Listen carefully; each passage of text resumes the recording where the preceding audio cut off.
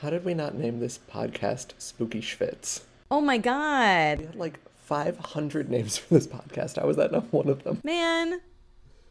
Missed opportunity. Well, we're getting it in here. Spooky Schwitz.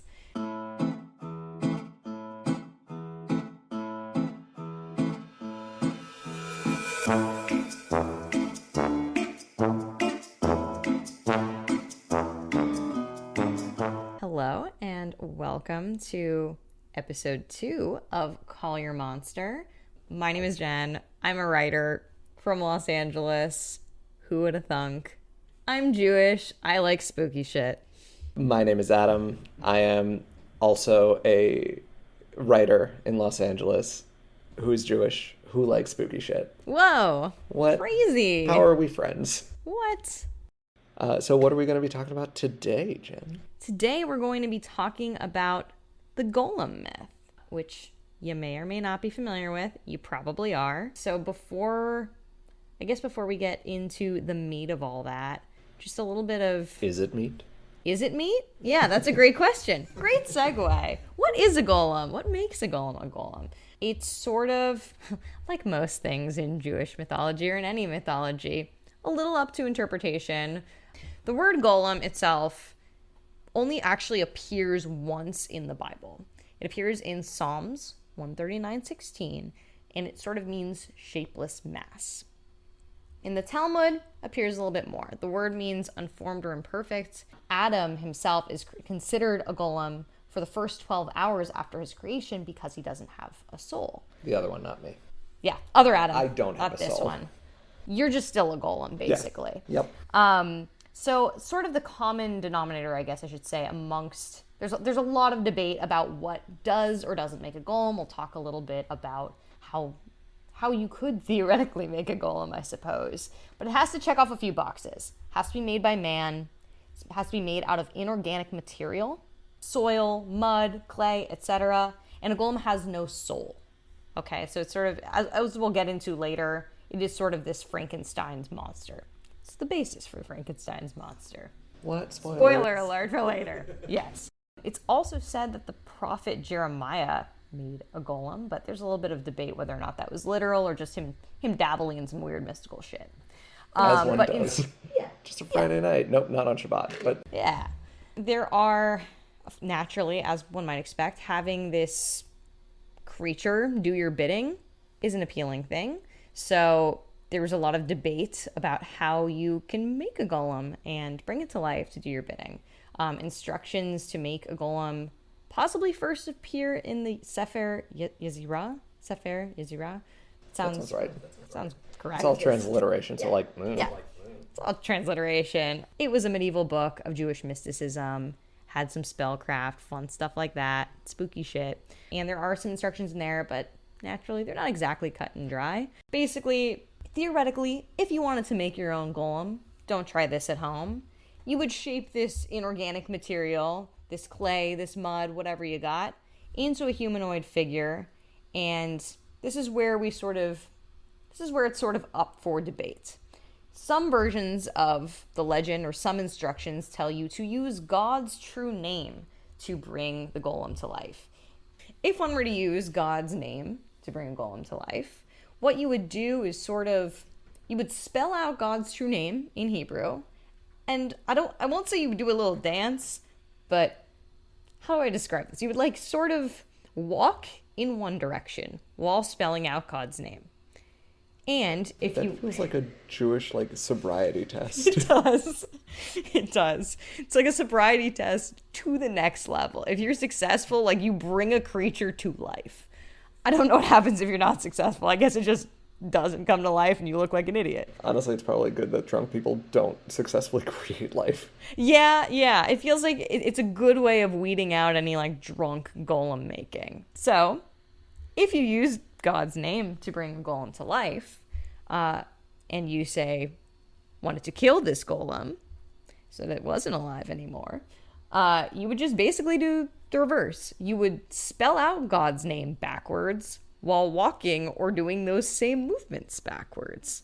Again, kind of a sobriety test. I guess you have to really want to kill the golem if you're going to, because it actually requires a little bit more thinking And in other versions of the myth, so, you've got this one way of bringing the golem to life using God's true name.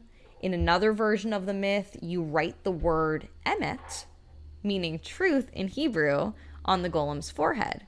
And to kill the golem, because there always has to be a way to kill the golem, as we'll get into, he would erase the first letter of emet, the aleph, which would only leave behind the word met, meaning death in Hebrew.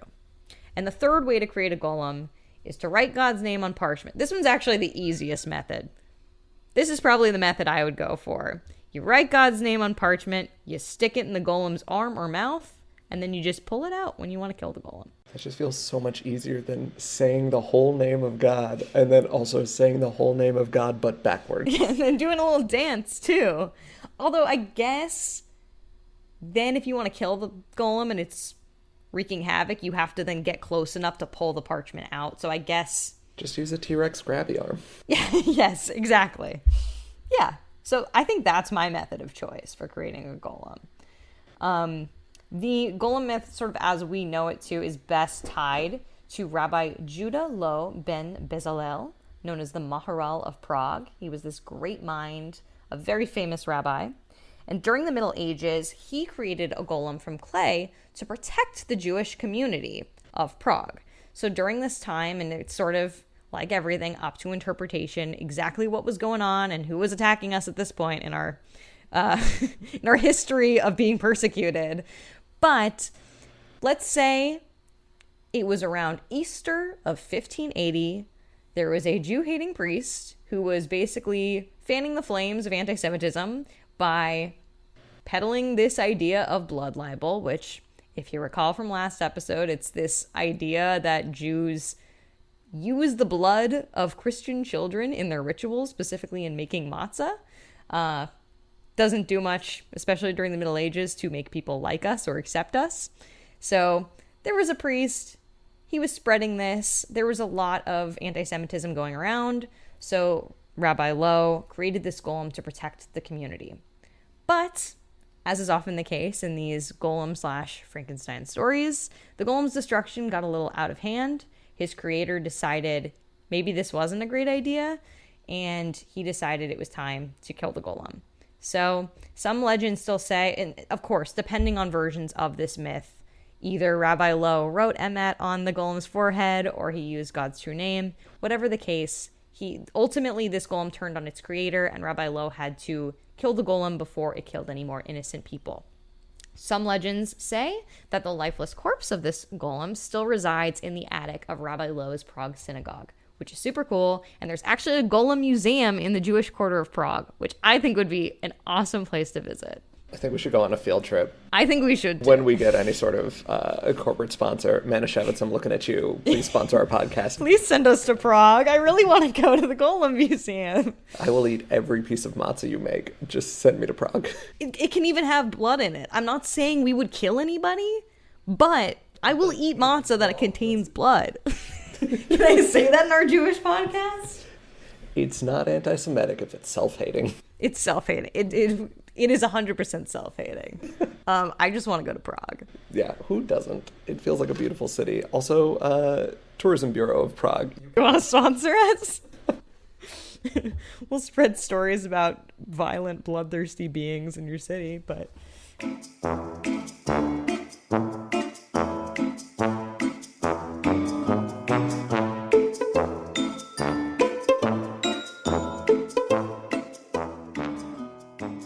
Speaking of other violent, bloodthirsty beings, I kind of wanted to take a little bit of time to talk about things that seem like they're golems but aren't.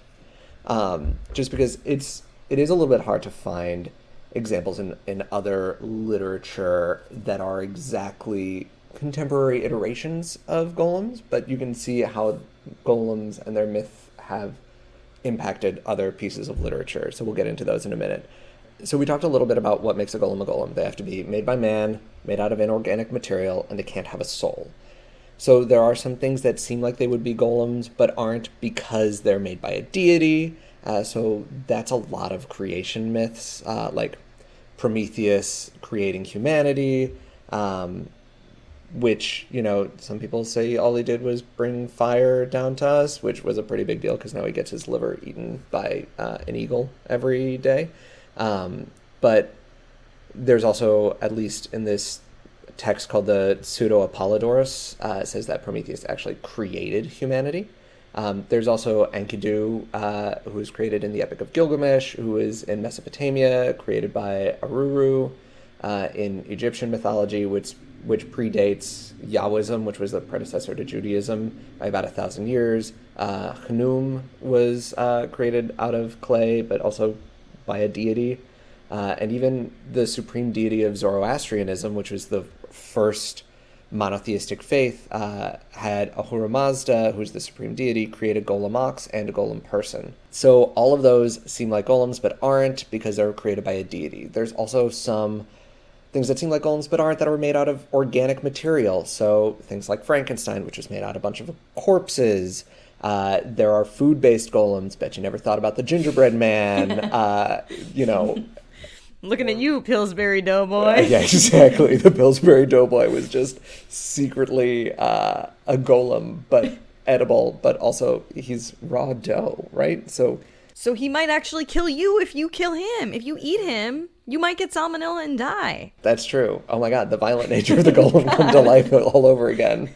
So the gingerbread man, and also this Russian doughboy, not to be mistaken for the Pillsbury, who is, now that we've established, a murderous son of a bitch.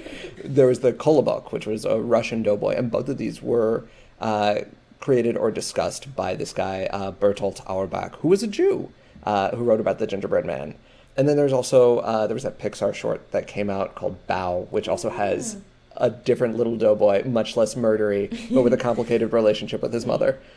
Which is very Jewish. Yeah. It's about food. I mean, that's true. That's true. So, and then there's the Greek myth of the Pygmalion and Galatea, who Galatea was carved out of ivory, which is technically an organic material. Not technically, it is organic material. But Pygmalion is this Greek figure who carves the statue of Galatea and then falls in love with her, brings her to life. Which is also the inspiration for the play My Fair Lady, musical. All of the things? I mean, it's a play and a musical? It's a plusical. Susical the plusical. No, so it was the inspiration for My Fair Lady, and then Neil LaBute's play The Shape of Things, which was also, I think, a movie. I was in a version of that in college, which wow. It was not good. What role did you play? So there's a character named Adam, but I played Philip. And it was actually a good play. It was just very depressing. So then there's also things that are, in contemporary times, sort of golem adjacent. So there's like AI and automatons being the predecessor to robots as we see them now, like started in the 1800s, which aren't necessarily able to move of their own volition. But AI is, but it doesn't necessarily have a corporeal form.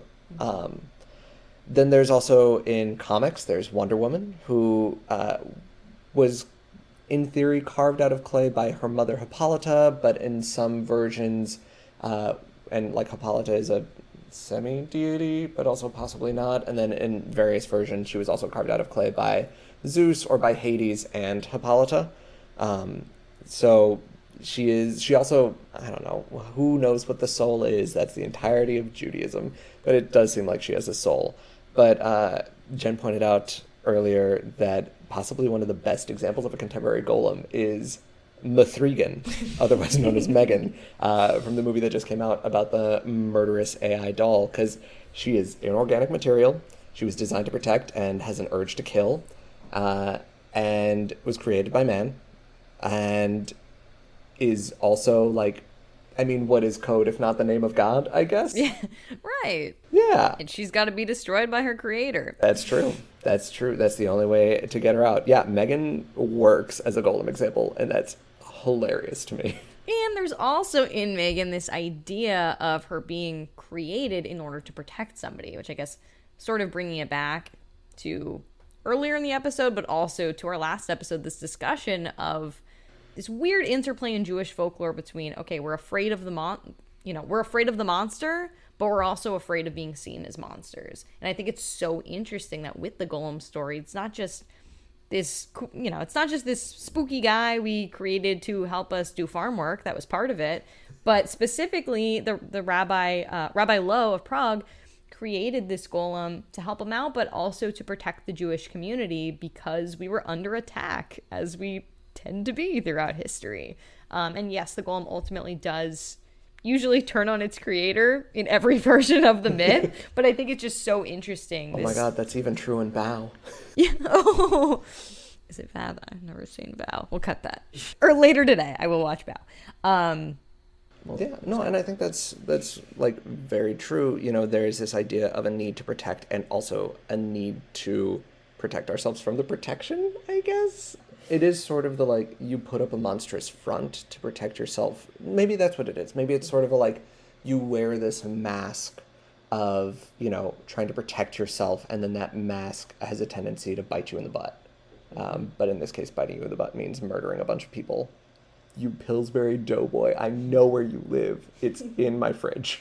I don't know. You and your salmonella. Well, and also I think there's this idea, too, not that it necessarily is the answer to everything, but it's also interesting that creating a golem, which is kind of ends up being fighting violence with violence, doesn't work. The golem ultimately starts killing innocent people in pretty much every iteration of the myth, and that ends up not being the answer. I don't know. I know. I don't quite know what to make of that, but sometimes you just gotta punch a Nazi, man. Yeah, I mean, I would create a golem to punch Nazis. I don't know. I think I would punch the Nazis myself. I want that. Maybe that's what it's about. Like, we got to go and punch the Nazis ourselves. There we go. That's the end of our episode. Go out and punch some Nazis. Don't let a golem do it for you. So punch some Nazis. Watch out for the Pillsbury Doughboy. Tune in next week when we talk about more Jewish monsters. Stay safe out there. Beware of salmonella. Hey everyone, thanks so much for listening to this episode of Call Your Monster. If you like what you heard and want to hear more, feel free to subscribe. If you have questions or have monsters that you want us to talk about, you can let us know in the Apple Podcast Rate and Review section or message us on Instagram at CallYourMonsterPod, where we'll have a glossary of words we used this episode, as well as some almost funny memes. We'll see you next week.